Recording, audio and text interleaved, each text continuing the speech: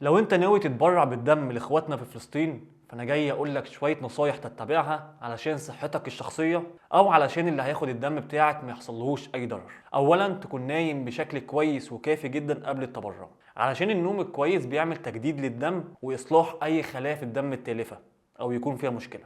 رقم اتنين، ما تاكلش اي وجبه دهنيه دسمه قبل التبرع، علشان الدهون ديت بتعمل مشاكل في الدم، ولو عندك مشكله لا قدر الله مش هيبان في التحاليل او الفحص اللي بيحصل قبل التبرع. فلو انت عندك مشكله ممكن ما تظهرش وتضر الشخص اللي هياخد دمك.